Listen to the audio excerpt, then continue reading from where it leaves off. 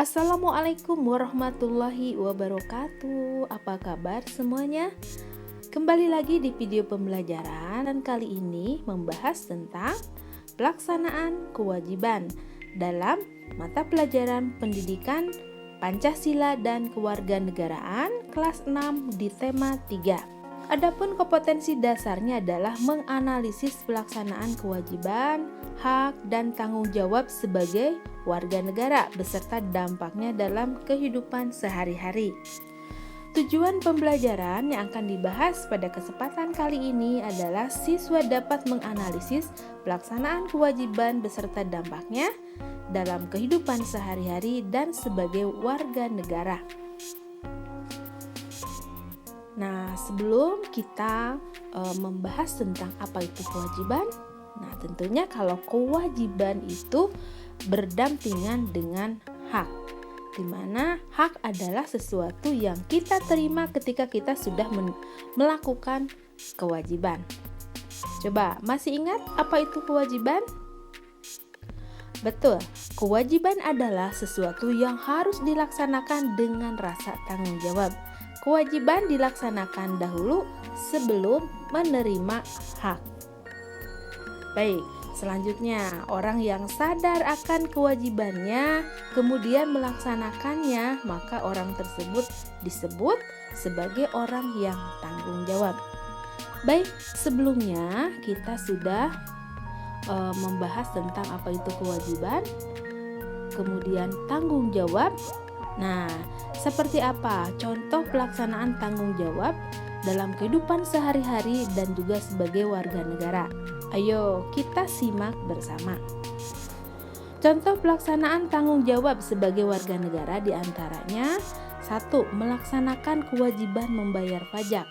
Kemudian saling membina kerukunan di antara warga masyarakat, antara pemeluk agama, suku, ras, dan budaya. Kemudian yang ketiga, mengembangkan sikap kekeluargaan dan gotong royong. Keempat, memanfaatkan sumber daya alam sebagai kebutuhan. 5. Memanfaatkan sumber daya alam dengan tetap menjaga kelestarian. Kemudian keenam, turut serta melestarikan budaya bangsa. Nah, ini merupakan contoh pelaksanaan tanggung jawab sebagai warga negara. Nah, setelah melaksanakan tanggung jawab sebagai warga negara, nah berikutnya apa sih dampaknya ketika semua masyarakat melaksanakan tanggung jawabnya sebagai warga negara dengan contoh yang 6 poin ini. Yuk, mari kita lihat dan bahas bersama. Dampak pelaksanaan tanggung jawab negara. Nah, dampak pelaksanaan tanggung jawab sebagai warga negara. Contohnya, melaksanakan kewajiban membayar pajak. Nah, dengan melaksanakan kewajiban membayar pajak, maka akan menjamin pembangunan bangsa. Kemudian ketika warga negara sadar akan membayar pajak yang merupakan sumber devisa atau pendapatan negara, dengan ini pemerintah bisa membangun fasilitas umum dan banyak yang sudah kita rasakan. Kemudian, dan jika tanggung jawabnya rendah akan kewajiban membayar pajak, maka pembangunan pun terhambat pelaksanaannya. Kemudian dampak pelaksanaan tanggung jawab sebagai warga negara yaitu saling membina kerukunan di antara warga masyarakat, antara pemeluk agama, ras, suku, dan budaya. Kenapa harus saling membina kerukunan? Nah, dengan membina kerukunan antara warga masyarakat, pemeluk agama, ras, suku, dan budaya, maka terciptanya kehidupan yang aman, rukun, damai, sehingga negara semakin kuat. Nah, jika kerukunan selalu dijalin antara satu warga dengan yang lain tanpa melihat suku, agama, ras, dan budaya, maka perdamaian pun akan selalu terbentuk dan masyarakat pun sejahtera. Sebaliknya, jika di antara warga masyarakat terjadi perpecahan di antara agama, ras, suku, dan budaya dengan kondisi negara Indonesia yang berbeda-beda dan beragam, maka perpecahan pun akan terjadi dan mudah terjadi. Kemudian dampak pelaksanaan tanggung jawab warga negara lainnya adalah mengembangkan sikap kekeluargaan dan saling gotong royong. Indonesia terkenal dengan kekeluargaan dan juga gotong royongnya. Nah, dampaknya ketika masyarakat mengembangkan sikap tersebut dengan cara kekeluargaan, saling gotong royong di masyarakat, maka akan dampaknya yang kita rasakan oleh masyarakat Indonesia, yaitu terciptanya masyarakat yang aman, damai, dan sejahtera. Nah, ketika kekeluargaan dan gotong royong tidak melekat di masyarakat atau tidak dikembangkan, maka dampak yang terjadi negatifnya adalah hidup mereka di masyarakat akan masing-masing mementingkan diri sendiri, kemudian tidak peduli kepada orang lain di lingkungannya sendiri.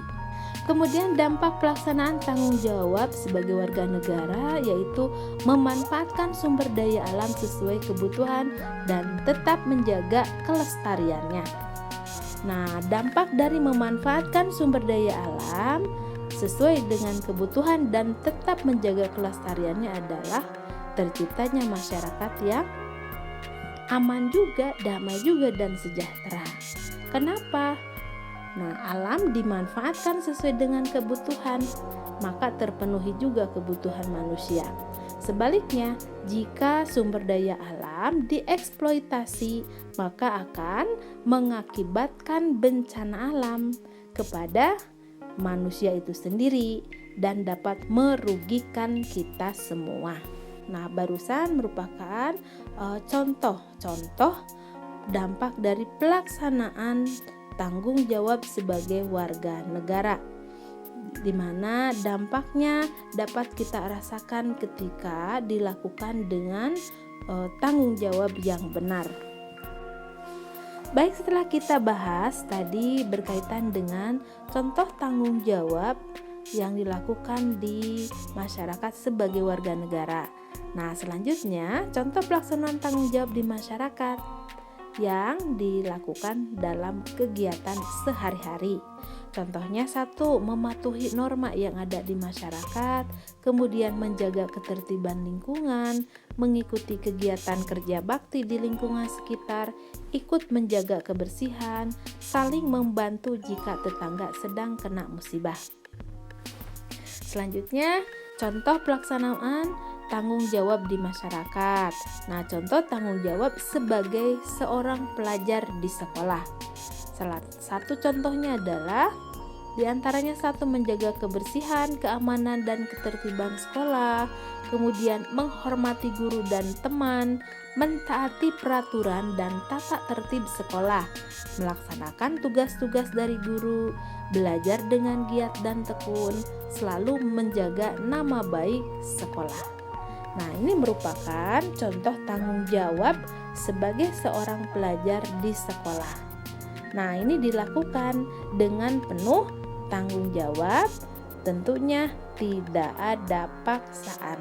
Tetapi tanggung jawab ini dilakukan karena sebuah kewajiban yang lahir dan keluar dari hati nurani sendiri sebagai tanggung jawab yang harus dikerjakan. Baik, video pembelajarannya cukup sekian. Terima kasih, semoga bermanfaat. Jangan lupa